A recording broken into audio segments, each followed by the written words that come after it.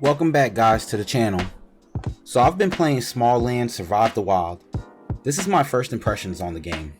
Smalland actually has a lot going for it, and for an early access game, it actually runs pretty smooth.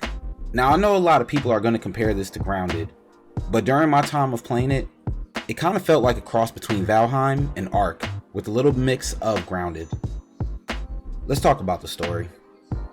The queen is sick and your king has tasked you with finding the person that stole the potion to cure her. You're known as Small People, and after a quick explanation, you're set off on your adventure. From there, you'll be meeting and talking to other NPCs in the world that help you along the way. These NPCs will have tasks for you to complete that help uncover the mystery of what's going on in the world. They also help craft some of the gear that you will need to fight the final boss and help get back the potion to save your queen. Let's talk about the world. Smalland takes place in a forest where humans, or should I say giants, once lived, but are, from what I believe, dead and long gone. Throughout the world, you will be fighting bosses and obtaining new gear to help you in the fight. Smalland's world is beautiful. From the moment you leave the tunnel in the starting area, you're greeted with a lush forest that looks good during the day and dangerous at night. The world also has many different biomes to explore, from the forest to the beach to the swamps and many different other areas. And all of them filled with many different critters that will kill you if not careful. If you've played Grounded or have checked out my review for Grounded, then you can see that these two games are different with the locations that they're in. And with this being in a forest, you will only see a couple of man-made structures. Let's talk about the gameplay. So Smallands is more or less a survival game. To be honest, I kinda didn't really feel the survival part, just felt like an action game with some survival elements in it. Like you have to eat to keep your character alive, but for me, coming from a long list of survival games, this just didn't feel like an actual survival game, to say the least. Throughout the game, you will be collecting materials and crafting weapons and gear to help fight the many different critters like ants, bees, spiders, lizards, and many others. While you progress through the story, you will also build a base, which the game tells you is best to build in one of the many great trees in the world. In order to get the build on these trees, you will first have to climb all the way up on it, platforming from the different mushrooms growing on the trees. Once you get to the top and claim it, you will have your own personal hot air butler that takes you up and down the tree anytime you want.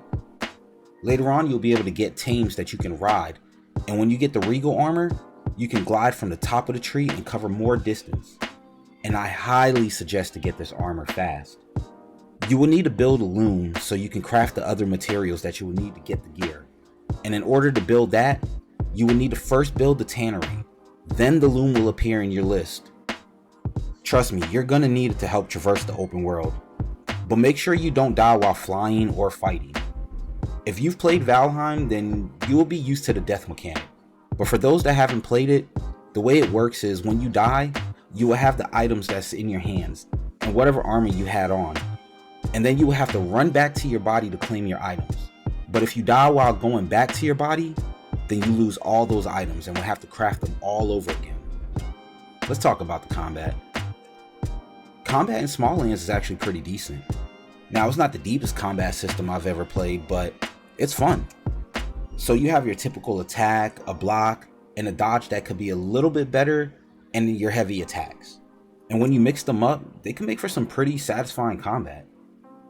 When you start to upgrade your gear, you'll be fighting a bunch of bosses that are actually kind of tough. And a lot of them have this one-shot mechanic that will take you out if you don't dodge or block in time. Now, I heard a lot of the bosses are pretty easy when you have some friends to play with, but I didn't get a chance to try out the multiplayer, so I can't give my input on that. Also, a lot of the mobs are weak to certain weapons, like some are weak to slash damage and some are weak to piercing and so on. Now, I do have some gripes about the game, which brings me to everybody's favorite part. Let's talk about the cons. So please take this con section pretty light, because it might get changed later on since the game is still in early access. My first complaint is the dodging. Dodging in this game isn't the best. Now when it works, it feels good. But most of the time, it just seems like even when I dodged, I was still getting hit. Or the mobs would somehow just glide towards me and it didn't matter if I dodged or not. My second complaint is the stamina. The stamina bar runs out way too quick. You do a couple slashes, then dodge, the stamina bar would deplete so fast and you wouldn't have anything left to dodge again or attack with. Now, it does refill back pretty quick, but just as fast as it comes back, it goes by faster. My third complaint is the inventory. I always felt like I never had enough space.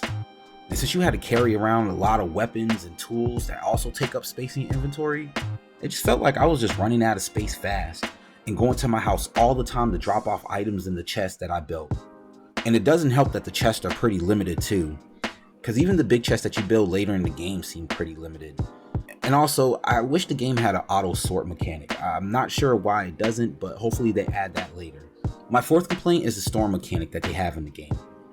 Now, it's a cool mechanic, but throughout your time, there will be a storm that passes through and the game will alert you when it does come. And you have a little window to seek shelter. Otherwise, the storm will bring down your health. Now, the easiest way to get around this is to build a foundation, a wall, and a roof so that way you can avoid the storm. After I learned that, it was pretty easy to avoid. But the storm is kind of annoying regardless though, because it can happen at any time and it doesn't matter even if you're in the middle of a boss fight. Smalland has a lot of good things going for it, and I really can't wait to see where the developers take it to. From fighting ants to taming grasshoppers, I give Smalland in this early state a 8 out of 10. Definitely check this one out, guys, especially if you like Grounded. Also, check out my review for Grounded and hit that like and sub button for more content. Take care, guys. Also, check out a YouTuber named Blaze Valkyrie if you want another opinion and review on Smalland. Take care, guys.